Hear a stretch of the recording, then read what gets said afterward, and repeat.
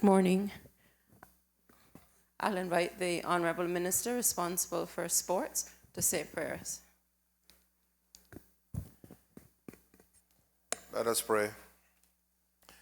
Almighty God, from whom all wisdom and power derive, we beseech Thee so to direct and prosper the deliberations of the Legislative Assembly now assembled, that all things may be ordered upon the best and surest foundations, for the glory of Thy name, and for the safety, honor, and welfare of the people of these islands.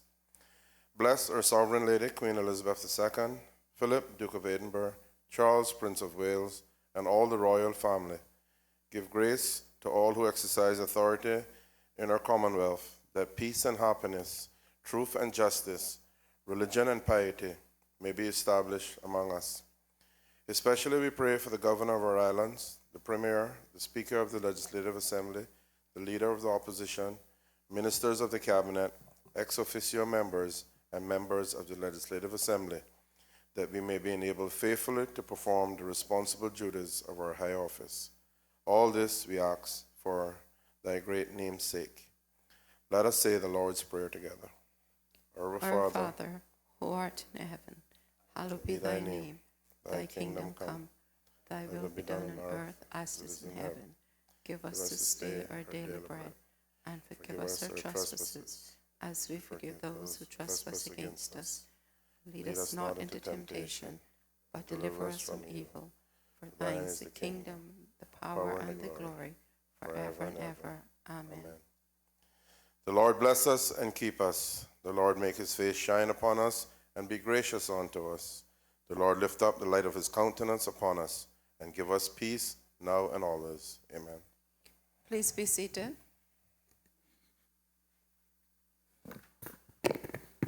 Administration of oaths or affirmations. None. Reading by the Honourable Speaker of messages and announcements. None. Presentation of petitions. None. Presentation of papers and reports. None. Questions to Honourable Ministers and members of the Cabinet. None. Statements by Honourable Members and Ministers of the Cabinet. Recognize Honourable Minister responsible for sports.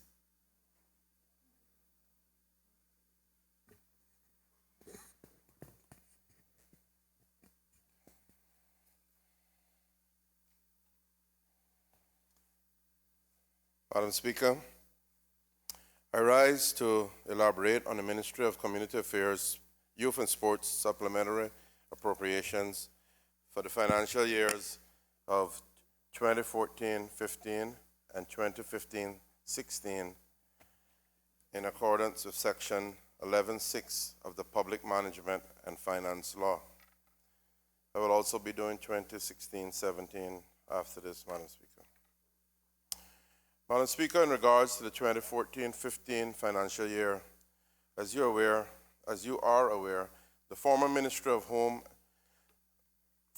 Home and Community Affairs underwent a change in political leadership in January 2015. Hence, at this time, the ministry was renamed the Ministry of Community Affairs, Youth and Sports to reflect the addition of youth and sports as new subject areas. Based on this change, the Department of Sports, Youth Services Unit, and Cayman Islands Cadet Corps transfer budgets were approved and reflected in the revised 2014-15 budget for the new ministry. In addition to this transfer of the subject areas, Madam Speaker, there was further Cabinet approval to increase TP47 ex gratia payments to seamen by $70,444, so that the pending applications for spouses of deceased seamen could be processed. This increase was offset by a decrease in TP45 youth aftercare payments of $19,844 and $50,600 from TP48 benefit payments to ex-servicemen. Madam Speaker, I will now discuss the supplementary appropriations for the 15-16 financial year by subject area, beginning with community affairs.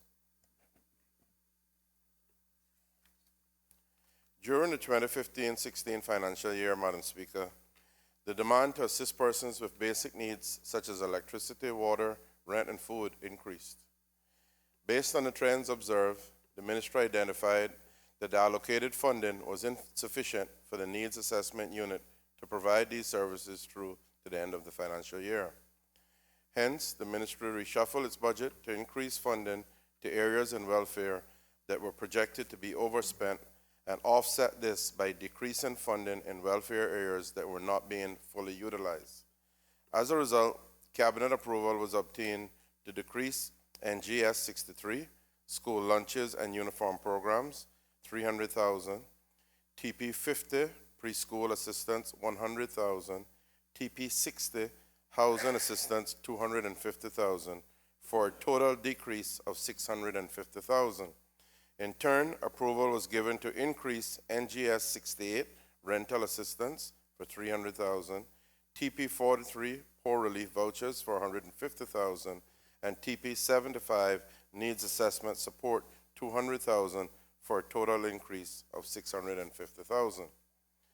Madam Speaker, during the 2015-16 financial year, the ministry also had a request for additional funding from the Children and Youth Services Foundation, better known as KEYS. As you're aware, the KEYS Foundation assists the government in meeting its legal obligations under the Children's Law and the Youth Justice Law for children placed on court orders. The KEYS Foundation, Madam Speaker, is continually evaluating its therapeutic programs and services to ensure that they are providing the best possible care. In February 2016, as a result of its efforts to further strengthen its services, the KEYS Foundation completed the Francis Borden Children's Home expansion, which allowed for the separation of males and females in need of care and protection. This expansion was made possible through the efforts of the chairman and the board of directors, who advocated for and received donations from several private sector companies. Despite the generosity of the private sector, however, the KEYS Foundation was not in a financial position to hire the additional staff required to operate the new expansion at the Francis Borden Children's Home. The KEYS Foundation projected a surplus of $354,491 at the end of 15-16 financial year. However, Madam Speaker, this would have been insufficient to hire the additional staff to operate the expansion. As a result, the request for additional funding of $336,513 was submitted to the ministry in order to ensure that the KEYS Foundation could hire the additional staff needed to provide therapeutic services to up to 8 males placed on care orders. Madam Speaker, at the same time, the ministry also had to address the matter of residential care for the elderly.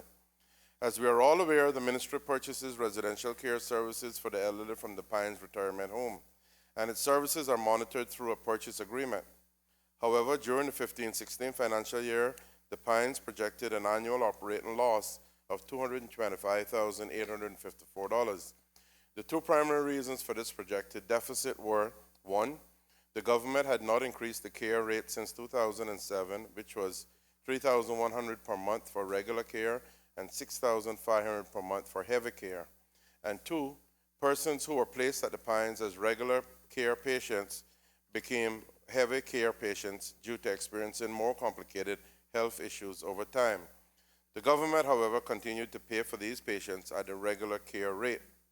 Hence, during the 15-16 financial year, the Pines had approximately 9 residents who received heavy care, but for whom the government was only paying for at the regular care rate. Madam Speaker, it was acknowledged that in order for the Pines to cover its operating costs, it would require additional funding to cover the provisions of services to government residents of approximately $225,854. Additionally, given that the Pines would continue to provide heavy care services to government residents during the 16-17 financial year, the ministry decided to contribute supplementary funds to offset expenses incurred by these heavy care residents during the upcoming financial year. This resulted in a total of $400,000 being identified as necessary to stop the Pines Retirement Home from operating at a loss. Therefore, Madam Speaker, in order to fund the increase of $736,513 to KEYS Foundation and the Pines Retirement Home, the KEYS Foundation, which is CAY2, and the Pines Retirement Home, NGS 64, the ministry identified savings of $736,513 from TP 41, poor relief payments of $375,000, TP48, benefit payments to ex-servicemen, 50,000, and TP60, housing assistance, 311,513 that would not have been spent during the 15-16 financial year. Madam Speaker, turning to sports, I will now look at the supplementary appropriations for that area. As you're aware, during the 15-16 financial year, I and the government made the decision to cease funding to the Cayman Islands Football Association, better known as CIFA, until further notice. It was not my intention to disadvantage the sport of football, especially our young footballers, and therefore, towards the end of 15-16 financial year, when I was advised that the preliminary qualifications for the FIFA Under-20 World Cup competition was set to begin on the 29th of June 2016, and that the Cayman Islands were included in Group 3, I agreed to fund the team preparation expenses. As the governing body for football in the Cayman Islands, Madam Speaker, CIFA is the only body permitted to enter a team in the World Cup competition. CIFA therefore authorized a group of professionals to prepare the Cayman Islands team for this competition. The group included an individual who had experience in managing national football teams in previous overseas competitions, but was not an employee of CIFA. In addition, the head coach was one of the Department of Sports community coaches. Madam Speaker, the group was also authorized to accept and expend funds on behalf of the team and to account for those funds independently of CIFA. Hence, they approached the ministry for assistance to meet the costs of their efforts to prepare the Cayman Islands team for competition. In order to effect this request, the ministry received approval to decrease the appropriation of NGS 60 sports programs by $27,775 and increase appropriation TP72 other youth and sports programs by $27,775. In closing, Madam Speaker and members of this Honorable House, I have explained the exceptional circumstances that made it necessary for the approval of the supplementary appropriations in the 14-15 and 15-16 financial years for the Ministry of Community Affairs, Youth and Sports. I thank you for your indulgence as the ministry works to support its agencies and continue to provide essential human and social services to the people of the Cayman Islands. Madam Speaker, I would like to also do a supplementary appropriation for the 16-17 financial year with your permission.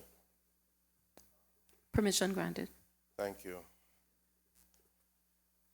Madam Speaker, following the approval of the 16-17 budget year, the ministry received requests from the Hope for Today Foundation and the Bridge Foundation. With your indulgence, Madam Speaker, I will now outline in more detail these requests and the subsequent need for supplementary appropriations. The ministry received a request from the Hope for Today Foundation for funding to assist with the operation of their facility.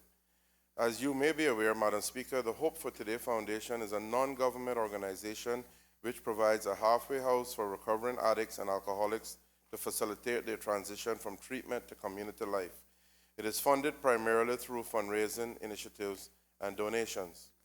As Minister responsible for Community Affairs, Madam Speaker, I supported the request by obtaining Cabinet's approval via Section 11.5 for $10,000. The funding of this new purchase agreement was offset against TP49, youth programs, and other non-government organizations. Madam Speaker, in addition to this, the chairman of the Bridge Foundation also approached the government to request the secondment of a counselor from the Caribbean Haven Residential Center to work with the Bridge Foundation for a period of 6 months. Again, as you may be aware, the Bridge Foundation is a non-profit, non-governmental, and non-denominational company that provides transitional or halfway house accommodation to recovering addicts from alcohol and other drugs, Madam Speaker. The Bridge Foundation promotes sober and structured living, educational opportunities, life skills development, self-determination, independence, physical and mental well-being, and spiritual development. The aforementioned request came as a result of the former program manager falling ill and not being able to provide the necessary oversight of the halfway houses. In order to prevent closure, Madam Speaker, the Bridge Foundation requested government support and technical assistance through the secondment of one of our employees. The secondment of this counselor from Caribbean Haven Residential Center, however, has reduced the staff complement at the center to below acceptable levels necessary to meet their program demands. In addition to providing counseling to clients who reside full-time at the Caribbean Haven Residential Center, Madam Speaker, counselors also complete drug and alcohol assessments in the prisons to assist the Conditional Release Board and the Drug and Summary Courts to determine the appropriate treatment for persons with a history of substance abuse. Given this, Madam Speaker, it is necessary to fill the vacancy created by the secondee's absence, since it is highly unlikely that a qualified counselor can be found who would be willing to accept the position on a part-time basis. Consequently, it would be necessary to fund the position for 1 year. Madam Speaker, in order to facilitate this, Cabinet approval was obtained to decrease TP48 benefit payments to ex-servicemen or veterans by $50,000 and increase HCA 30 counseling and support services by $50,000. In closing, Madam Speaker and members of this Honorable House, I have explained the circumstances that made it necessary for the approval of supplementary appropriations in the 16-17 financial year for the Ministry of Community Affairs, Youth and Sports. Once again, I thank you for your indulgence as we work to support our agencies and NGO services that work to improve the quality of life in these Cayman Islands. Thank you, Madam Speaker.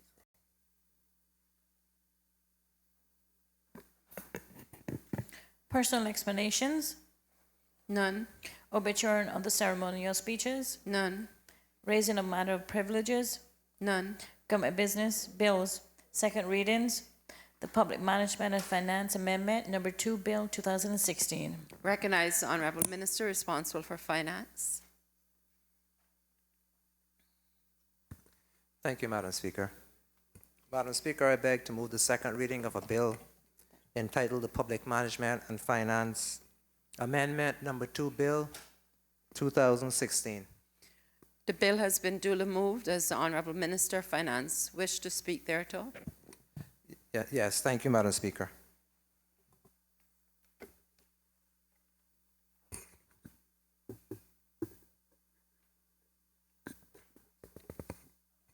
Thank you, Madam Speaker.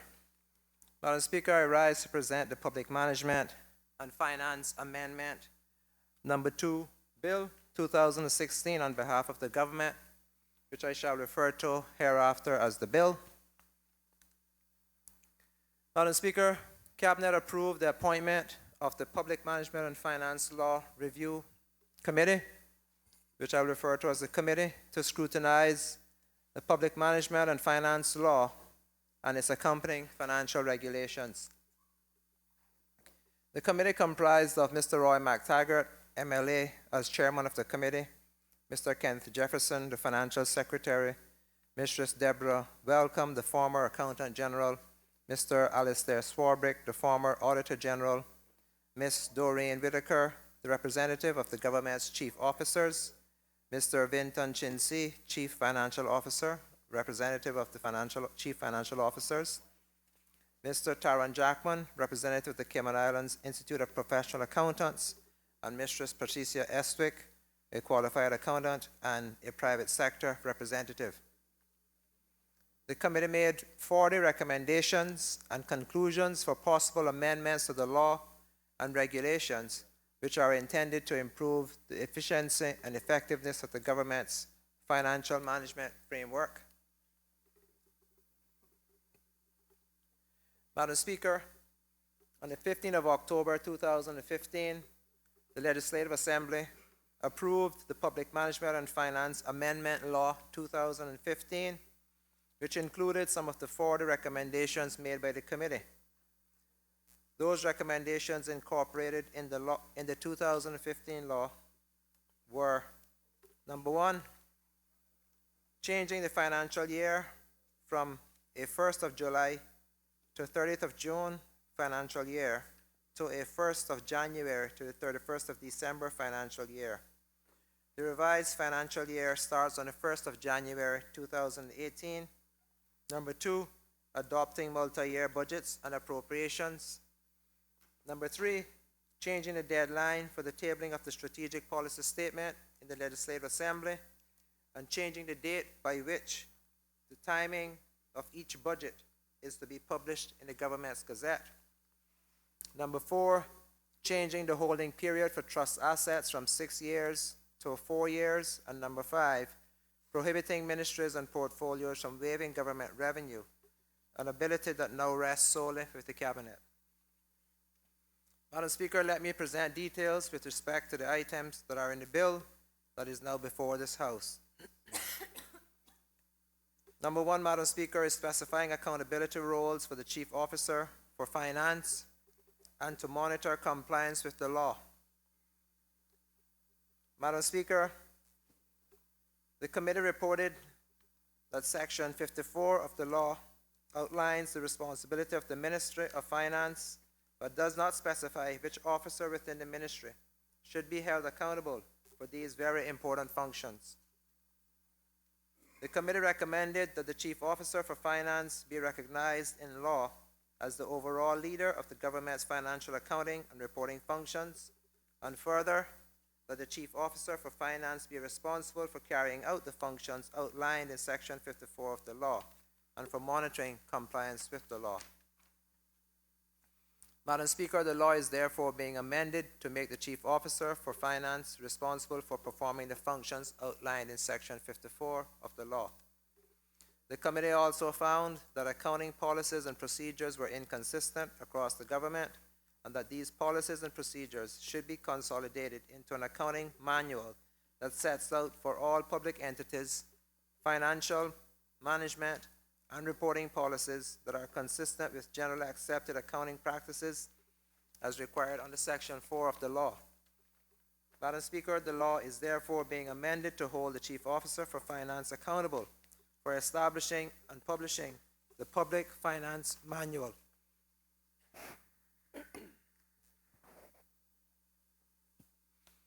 Section 54 of the law is also being amended to hold the Chief Officer for Finance accountable for monitoring compliance with the requirements of the law and for reporting contraventions of the law, reporting contraventions to the law and making recommendations for actions to be taken against those responsible for such contraventions.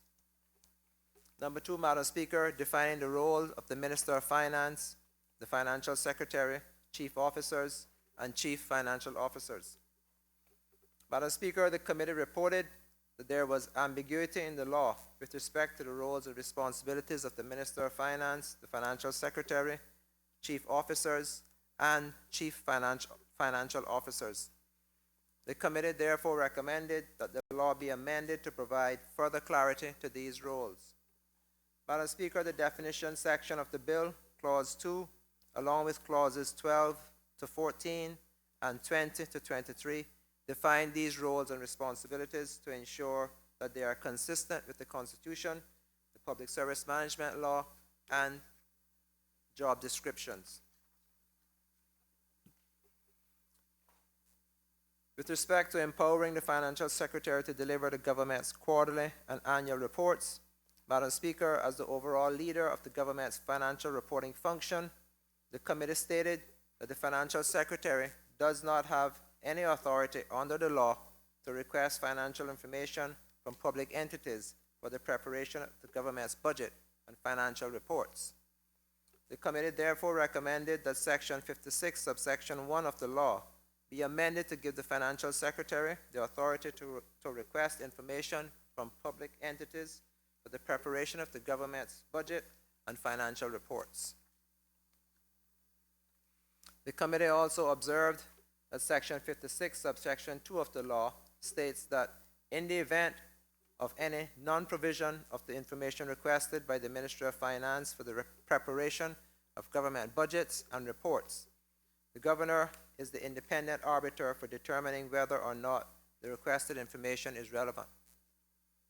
However, Madam Speaker, the committee recommended that it would be more appropriate to have the Minister of Finance be the independent arbiter in the event information requested for the preparation of budgets and financial reports is not provided. Madam Speaker, the law is proposed to be amended by clauses 23, which would change Section 56, subsection 1 and 56, subsection 2 to reflect the recommendations of the committee. With respect to approval of a supplementary appropriation bill before the end of the respective financial year. Madam Speaker, currently Section 11, subsection 6B of the law requires emergency supplementary funding to be approved in the next supplementary appropriation bill introduced in the Legislative Assembly. In the past, emergency supplementary funding has been approved in the Legislative Assembly up to 3 to 4 years after the funding had been spent. The committee therefore recommended that emergency supplementary funding be approved in the same year that the funds are spent. Madam Speaker, Section 11, subsection 6, paragraph B is being amended to require all emergency supplementary funding to be approved by the Legislative Assembly in a supplementary appropriation bill before the end of the financial year to which those transactions relate. This is proposed by Clause 4 of the bill. Section 12, subsection 3 of the law is also being amended to require advance approval of executive expenses and capital expenditures to be approved by the Legislative Assembly before the end of the financial year to which they relate. This is sought by Clause 5 of the bill. With respect to reintroduction of quarterly reporting for core government, Madam Speaker, the law currently requires government to table audited financial statements on an annual basis. The committee reported that the Legislative Assembly and the public should be provided with more frequent updates on the government's financial performance. The committee therefore recommended that the reintroduction of quarterly reporting for core government.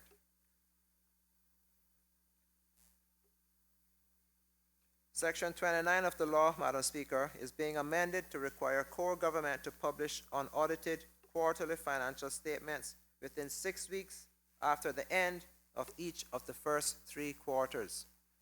Madam Speaker, it should be noted that quarterly reporting was previously a requirement under the law, but it was removed due to reporting challenges faced by public entities. Quarterly reporting is proposed to commence on the 1st of January 2018, which will allow government agencies sufficient time to implement robust reporting management systems. Madam Speaker, as the publication of the unaudited quarterly financial statements may not coincide with the meeting of the Legislative Assembly, the law is being amended to allow the report to become public documents once they have been published by a notice in the Gazette. The unaudited quarterly financial statements will also be placed on the government's main website. The unaudited quarterly financial statements will also be presented to the Legislative Assembly at its next meeting. Madam Speaker, Sections 29, 44, and 52 of the law are also being amended to require public entities and the entire public sector to prepare annual reports that provide the details of performance during each financial year. These proposed changes are dealt with in clauses 11, 16, and 19 of the bill. The Chief Officer for Finance will be accountable to publishing and tabling the government's unaudited quarterly financial statements and the entire public sector's annual report. Madam Speaker, the timelines for preparing the annual reports for the Office of the Auditor General to express audit opinions on the financial statements and for presenting the annual reports in the Legislative Assembly have not changed. With respect to the Ministry's portfolios and SAGC's annual reports, Chief Officers and Managing Directors will still have 2 months after the end of each financial year to have the annual reports prepared and submitted to the Office of the Auditor General, and the Office of the Auditor General still has 2 months after receiving the annual reports to express an opinion on the financial statements. Chief Officers will then have 1 month to present and report the audit opinion to Cabinet. The annual reports will become public documents when they are presented to the Legislative Assembly at its next meeting. With respect to the entire public sector annual report, the Chief Officer for Finance still has up to 4 months after the end of the financial year to prepare the annual report and submit it to the Office of the Auditor General. The Office of the Auditor General still has 1 month after receiving the annual report to express an opinion on the financial statements therein. The annual report will be published by a notice in the Gazette within 6 months after the end of the financial year. The entire public sector annual report will become a public document when it is presented to the Legislative Assembly at the next meeting. Madam Speaker, with respect to clearer and simpler pre-election and financial updates, Madam Speaker, currently, Section 26 of the law requires the pre-election economic and financial update to include 2 years information with respect to economic forecasts and forecast financial statements. The committee reported that a 2-year forward outlook beyond or after a current financial year was inherently uncertain and risky, and that a 1-year forward outlook beyond or after a current financial year of economic forecast and forecast financial statements would be sufficient and was likely to become more certain and less risky. Madam Speaker, as you are aware, the information in the pre-election economic and financial update gives an unbiased overview of the state of the Cayman Islands economy and the financial position of the government prior to a general election. The bill proposes to amend the provisions of Section 26 of the law to require the Financial Secretary to issue and gazette no more than 42 days or 6 weeks, and no less than 28 days or 4 weeks before the date of a general election, economic forecast for the current and following financial year, forecast financial statements for the current and following financial year, and the most recent unaudited quarterly financial statements that are available at the time of the preparation of the report. Madam Speaker, as the release of the pre-election economic and financial update may not always coincide or occur with the meeting of the Legislative Assembly, the Chief Officer for Finance is responsible for publishing the update by a notice in the Gazette and posting to the government's website. The changes proposed to the law with respect to the pre-election economic and financial update are detailed in Clause 10 of the bill. Madam Speaker, with respect to removing the Office of the Auditor General from under the ambit of the Internal Audit Unit and permitting internal audits and control review of the Office of the Auditor General to be conducted. Madam Speaker, Section 57 of the law presently includes the Office of the Auditor General, or the OAG, within the ambit of the Internal Audit Unit. The committee reported that this arrangement raises issues around the oversight and independence of the Office of the Auditor General. In terms of good governance, it is unusual that internal auditors of government have the power to audit the government's independent external auditor, that being the Office of the Auditor General. The key issues with this section are as follows. The Office of the Auditor General is accountable to the Legislative Assembly, specifically the Public Accounts Committee, and not the government.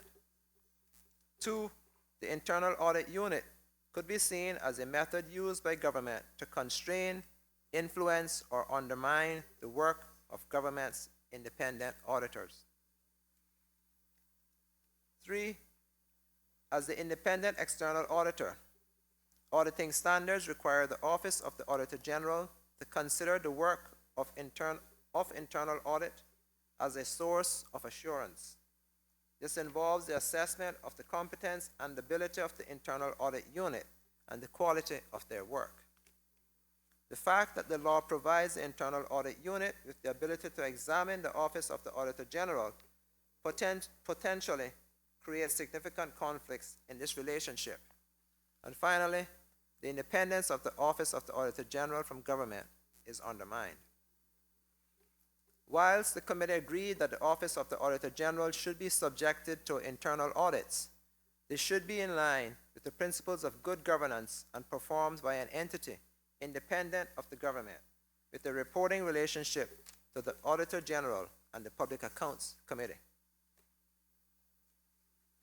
Madam Speaker, Sections 57, 60, and 69 of the law are being amended to remove the Office of the Auditor General from under the ambit of the Internal Audit Unit and to require an independent auditor from the private sector to conduct internal audits and control reviews of the Office of the Auditor General. These changes are proposed by clauses 24 to 26 of the bill. Madam Speaker, further amendments to the law, in addition to the changes to the law that I just outlined and which resulted from the recommendations of the committee, the following are further changes that are being made to the law. Allowing for additional and voluntary debt principal repayments without causing an increase to the debt service ratio. Madam Speaker, the current definition of the debt service ratio in Section 14 of the law means that government cannot make additional and voluntary debt principal repayments without causing an increase to the debt service ratio. Increasing the debt service ratio puts the government at risk of not complying with the principles of responsible financial management and the framework for fiscal responsibility.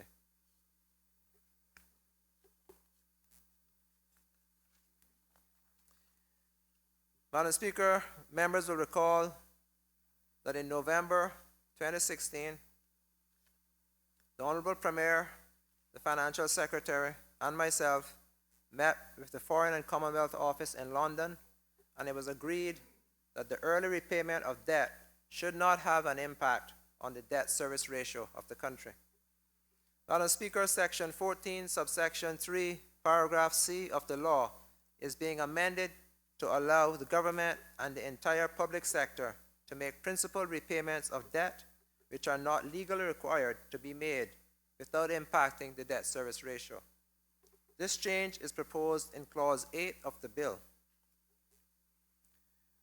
With respect to accounting for the pension funds and the operating expenses of the Public Service Pension Board, Madam Speaker, one of the reasons that the government is receiving an adverse opinion on its entire public sector consolidated financial statements is due to the omission of both the pension funds and the operating expenses of the Public Service Pension Board, or the PSPB, from the entire public sector consolidated financial statements. Madam Speaker, for clarity, the pension funds include the Judicial Pension Fund, the Parliamentary Pension Fund, and the Public Service Pensions Fund. The Office of the Auditor General has opined that the entire public sector consolidated financial statements should include the pension funds and the operating expenses of the Public Service Pension Board, primarily due to the government having control over the PSPB as defined by IPSA 6 consolidated and separate financial statements. Madam Speaker, the government agrees that the operating expenses of the Public Service Pension Board should be included in the entire public sector consolidated financial statements. However, the government is of the opinion that the assets of the pension funds should be excluded from the entire public sector consolidated financial statements and referenced as disclosures in the notes to the financial statements. The assets of the pension funds are for the direct benefit of current and retired public servants and not the government. Therefore, the assets of the pension fund, the pensions fund, should not be included in the entire public sector consolidated financial statements, as those assets of the pensions fund belong to public servants and retirees. The Attorney General's office prepared a legal opinion which concluded that amendments had to be made to the PMFL in order to exclude the pension funds from the entire public sector consolidated financial statements. Madam Speaker, I intend to present a committee stage amendment to the bill which will allow the government to exclude the pension funds from the entire public sector consolidated financial statements and to include the operating expenses of the Public Service Pension Board.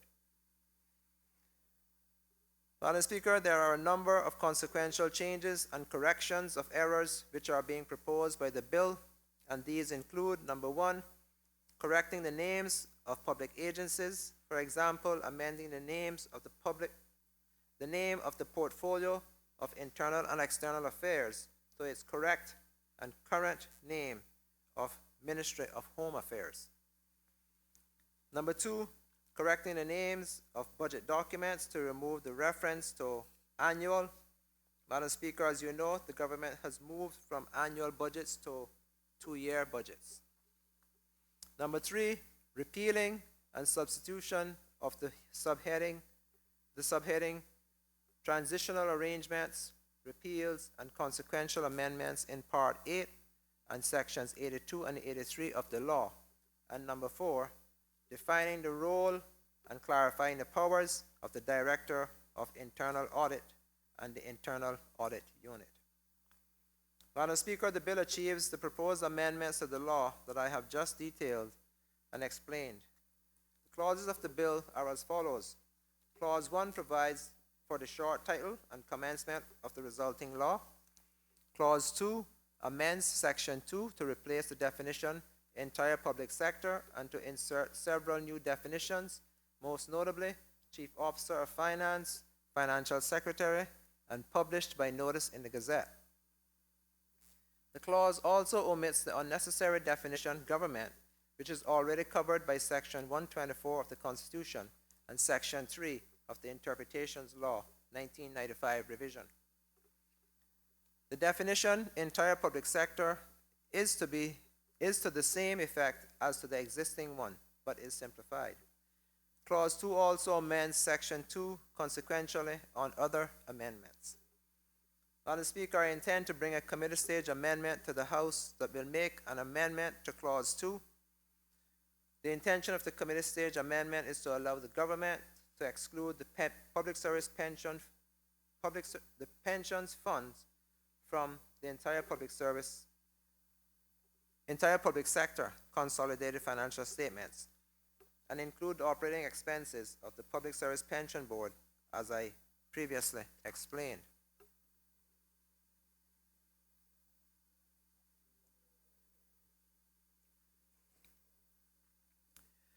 Madam Speaker, Clause 3 amends Section 7 to include a necessary cross-reference previously overlooked. Madam Speaker, I intend to bring a committee stage amendment to the House that will make an amendment to Clause 3. The intention of the committee stage amendment is to allow the government to exclude the pension funds from the entire public sector consolidated financial statements and include the operating expenses of the Public Service Pension Board, as I previously explained. Clause 4 amends Section 11 to provide that supplementary appropriation bills for authorization of transactions in advance of appropriations are to be introduced in the Legislative Assembly before the end of the financial year to which those transactions relate. Clause 5 amends Section 12 to provide that supplementary appropriation bills for advance approval of executive expenses and capital expenditure are to be introduced before the end of the financial year to which those expenses relate. Clause 6 relocates the effect of existing Sections 13, subsection 3 and subsection 4 about the Legislative Assembly's power to extend certain periods under the law as a new Section 12A in Part 2. Those subsections are currently incorrectly located. Sections 12A will also add a power for the Legislative Assembly to extend the period required under the law to introduce a bill. The clause also includes changes consequential on other amendments. Clause 7 amends Section 13 to make an amendment consequential on other amendments, require a supplementary appropriation bill for emergency expenditure, and to repeal subsections 3 and 4, which are to be relocated, as mentioned for Clause 6. Clause 8 amends Section 14 to allow for additional and voluntary debt principal repayments without increasing the debt service ratio. Clause 9 amends Section 24 to change the requirement to present a plan and estimates for each financial year to each budget period. This is because under the Public Management and Finance Amendment Law 2015, the plan and estimates document were changed from being annual to 2 yearly. Clause 10 amends Section 26 to provide that the election, economic and financial the pre-election economic and financial updates are to be for the next financial year rather than 2 financial years, and that they are to be included and that they are to include the most recent government quarterly report under the new Section 28. Clause 11 replaces Section 29 with the new Sections 29 and 28A. New Section 29 will require the Chief Officer of Finance to prepare unaudited quarterly reports for the core government, provide for Cabinet review of them, and for presentation to the Legislative Assembly.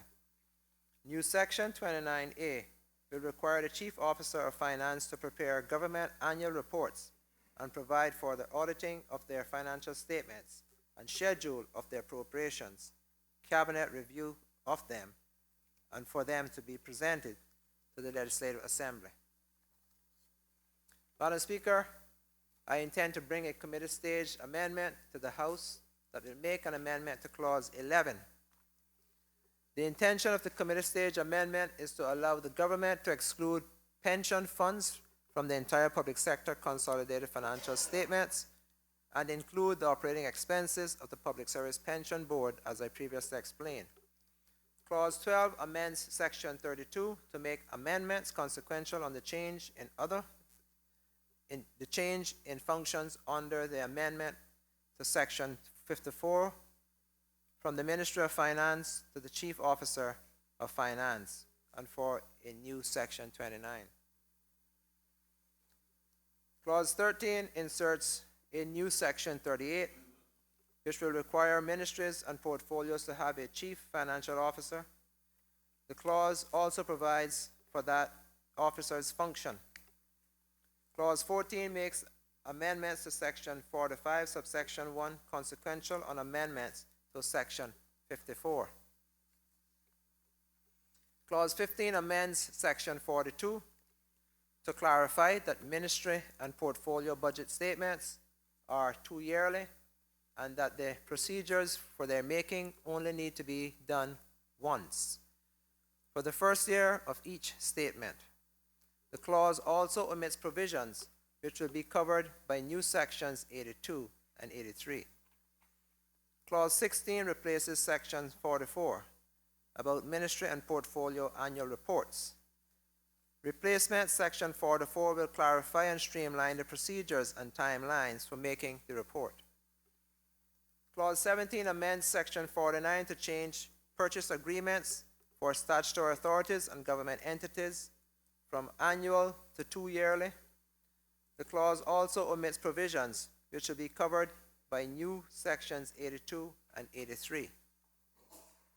Clause 18 amends Section 50 to change ownership agreements for statutory authorities and government entities from annual to 2 yearly.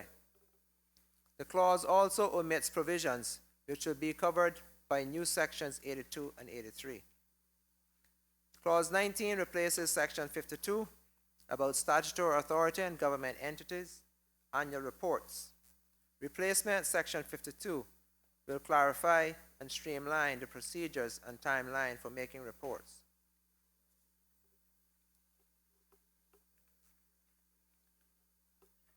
Madam Speaker, I intend to bring a committee stage amendment to the House that will make an amendment to Clause 19.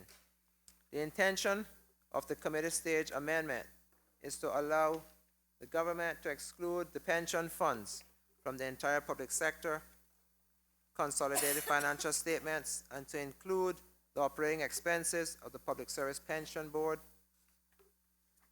Clause 20 replaces the part heading to Part 6 and inserts new sections 53A and 53B. New section 53A will provide for the financial secretary's functions other than for the one already provided for under the Constitution. New section 53B will provide for who is the chief officer of finance and for that officer's functions. Clause 21 amends section 54 to change functions under that section from the Minister of Finance to the Chief Officer of Finance. Clause 21 also adds a function of preparing and publicizing a manual about how, under Section 4, about how entities are to comply with generally accepted accounting principles. The manual will replace certain provisions of the regulations which are out of date and will be repealed. The manual is a better means of providing detailed advice about the practice as the relevant international standards will change frequently. The clause also adds functions for the Chief Officer of Finance to monitor compliance with the law generally, to report contraventions and recommend actions about such contraventions, and for the regulations under the law or a job description under the Public Service Management Law 2013 revision, to confer additional detailed functions on the Chief Officer of Finance. Clause 22 amends Section 55 to make an amendment consequential on the amendments to Section 54 and to correct an error. Clause 23 replaces Section 56 about the power to request information for government reporting with Sections 56 and 56A and a new Part 6A heading for the Director of Internal Audit, which office the existing law mentions in Section 35I, but does not provide for or explain. Replacement of Section 56 in line with amended Section 54 will change the repository of the power to require information from the Minister of Finance to the Chief Officer of Finance. It also clarifies that the power applies for all of the functions under Section 54 and that the Chief Officer of Finance can also require entities to prepare and give documents needed for the functions. Rather than the Governor, the Minister of Finance is to be the arbiter of whether or not requested information or documents are relevant to the functions of the Chief Officer of Finance.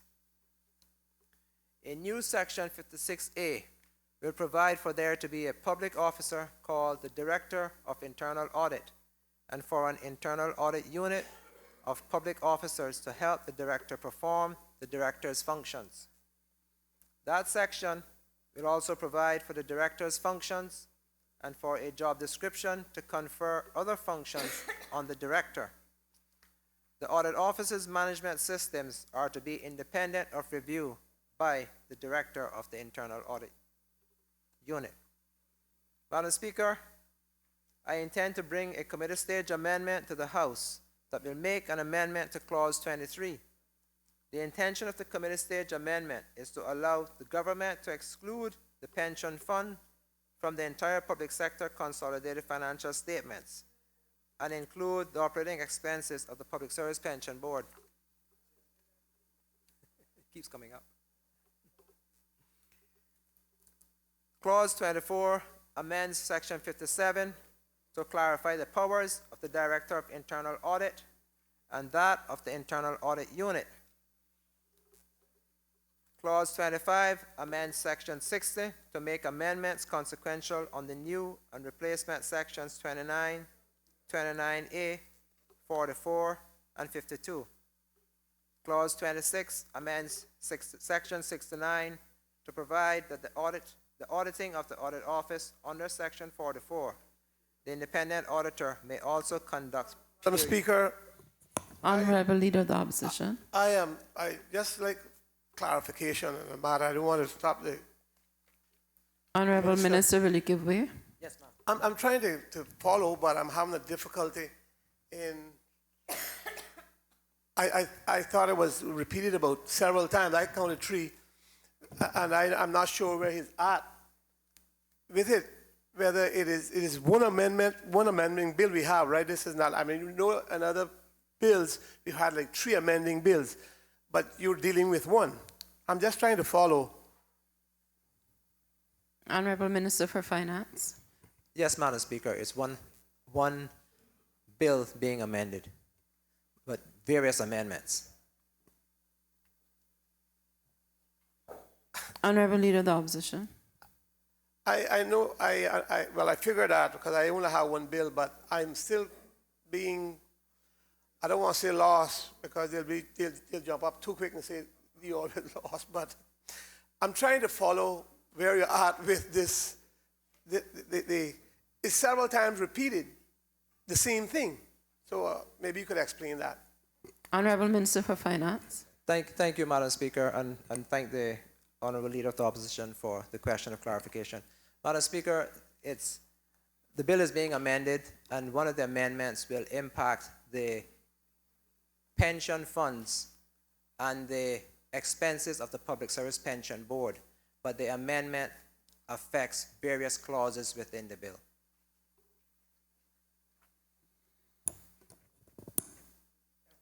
Please continue, Honorable Minister. Thank you, Madam Speaker. Clauses within the bill or sections within the law.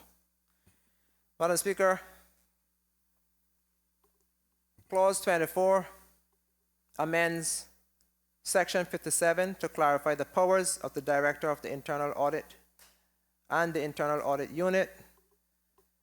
Clause 25 amends Section 60 to make amendments consequential on the new and replacement Section 29, 29A, 44, and 52. Clause 26 amends Section 69 to provide that the audit Clause 26 amends Section 69 to provide that for auditing the audit office under Section 44, the independent auditor may also conduct periodic internal audits and control reviews, periodic audits and control reviews of that office. Clause 27 replaces the subheading Transitional Arrangements, repeals and consequential amendments in Part 8, and repeals Section 82 and 83, and replaces all of them with a new subheading and new Sections 82, 83, and 84. Existing Sections 82 and 83 are spent transitional provisions that are no longer needed. Section 25, subsection 2 of the Interpretation Law 1995 revision will save their ongoing operation for things that have already happened. Replacement Section 82 will group together all of the documents under the law that becomes public documents on their notification in the Gazette or presentation to the Legislative Assembly. Replacement Section 83 will require the relevant chief officer to publicly notify those documents on an appropriate government website for public access to such documents. New Section 84 will be a transitional provision to defer the new provisions about government quarterly returns from applying until the first quarter of 2018. Clause 28 amends Schedule 4 to correct an error and to omit a spent provision. And Clause 29 makes miscellaneous consequential amendments for the new definition, Chief Officer of Finance, to update Governor in Cabinet to Cabinet, and to correct some minor errors, to repeal Section 23, subsection 3, Section 24, subsection 6, Section 25, subsection 4, Section 26, subsection 3, all of which will be covered by new sections 82 and 83, and to update a reference to the portfolio of internal and external affairs. Madam Speaker, the remaining recommendations of the committee, which were accepted by Cabinet, require further research by the Ministry of Finance and will be incorporated in a future bill.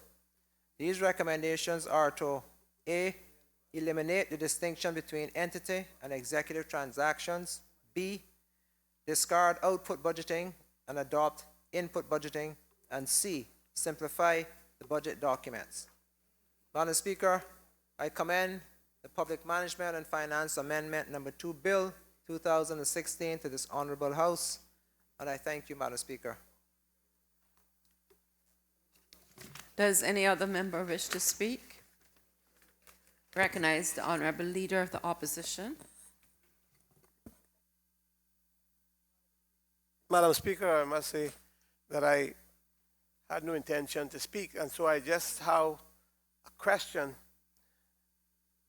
Is the minister intending to give a pre-election update of the budget as agreed in the last Finance Committee? And if he could answer that, Madam Speaker, I'd appreciate it at this point. I take it that concludes your debate? No, ma'am. I don't have very much, but I was asking him because I'd like an indication before I went on.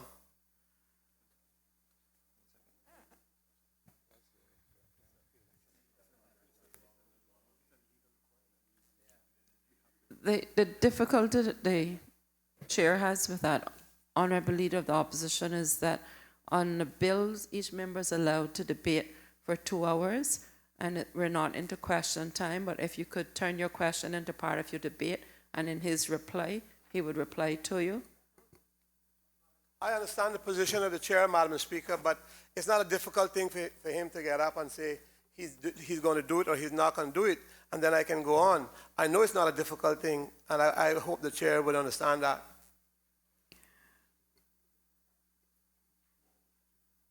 The question, Honorable Minister of Finance, while you're on your feet, perhaps you can put the question that a question be put during debate time so I can get the will of the House so we would not be setting precedents. Don't go that and I'll far, put Madam the Speaker. vote. Madam Speaker, don't go that far. I know it's not a precedent. I've been here 32 years. I know it's not, and I'm not trying to be insulting to you. I'm not going to go contrary to what you have stated. Let me just continue and hope that at that point, at the point that he's going to reply, I will listen and see where he's at that point.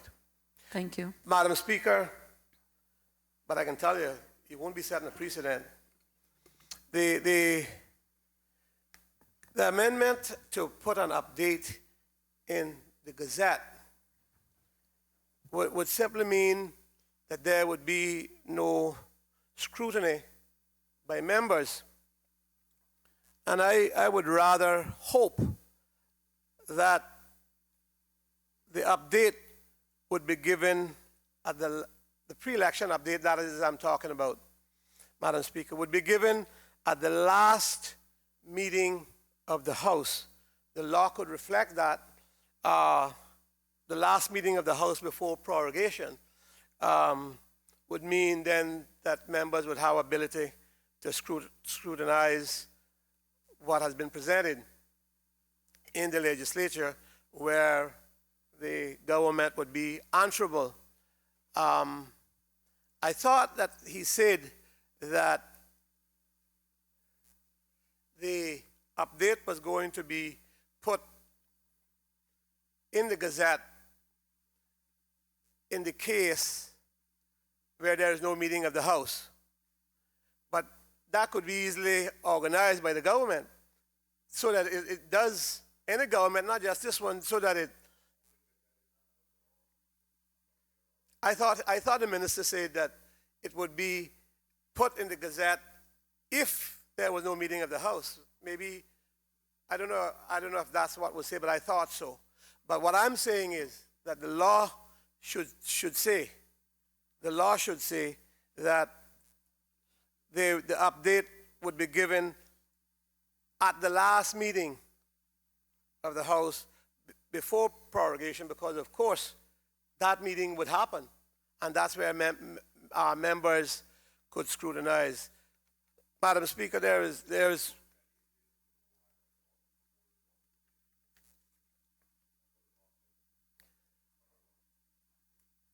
Madam Speaker, I will wait to hear the minister's response when he rises.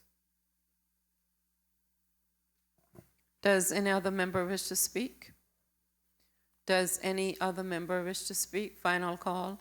Does any other member wish to speak? If not, I'll recognize the Honorable Minister responsible for Finance, should he wish to exercise his right of reply. Thank you, Madam Speaker. Madam Speaker, Section 26 of the current law makes it clear that the pre-election economic and financial update is to be released no more than 42 days and no less than 28 days before the general election, Madam Speaker. And it is on that basis, Madam Speaker, with which it has to be done, because we won't have the time to do so. And that's just how it is, Madam Speaker. Honorable Leader of the Opposition. Madam Speaker, can the minister speak to I thought he was winding up the debate. I thought that's what he was doing. Yeah. I don't know if he understood that. Honorable Minister of Finance, was that the extent of your reply for the winding up of the debate? Sorry, Madam Speaker. Madam Speaker, please forgive me. This is Madam Speaker, I'm a victim of those who are caught up in election fever.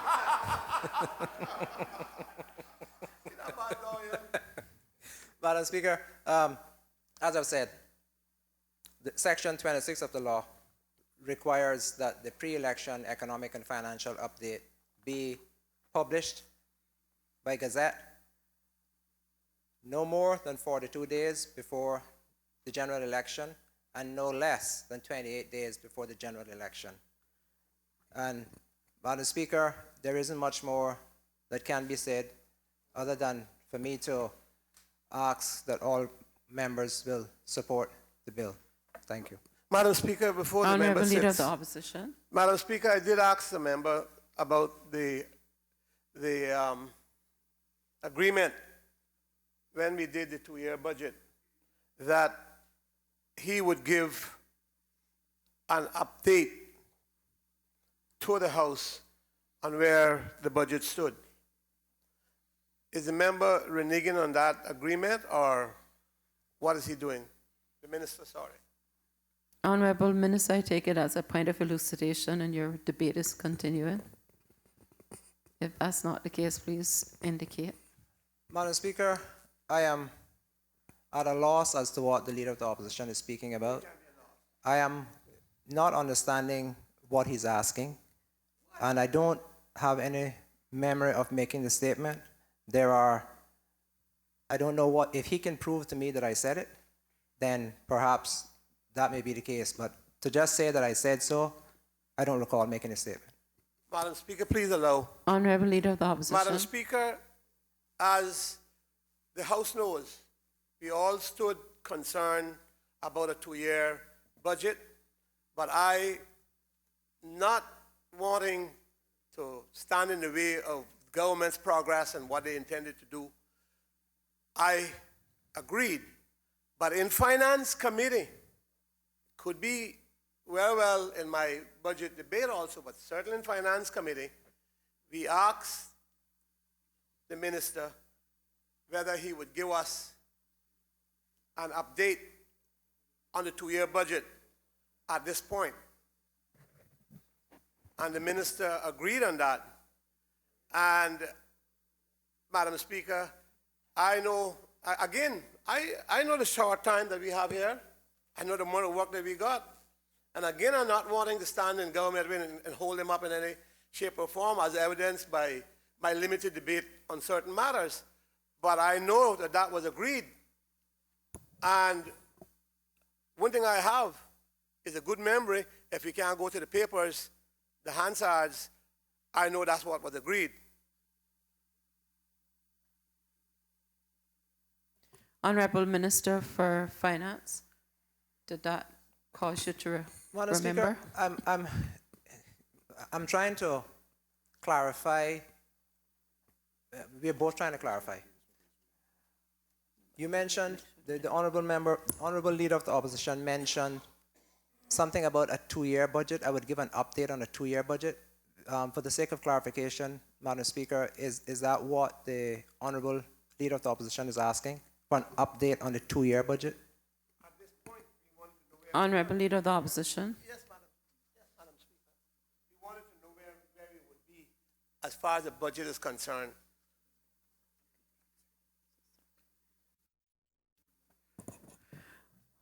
The Honorable Minister of Finance.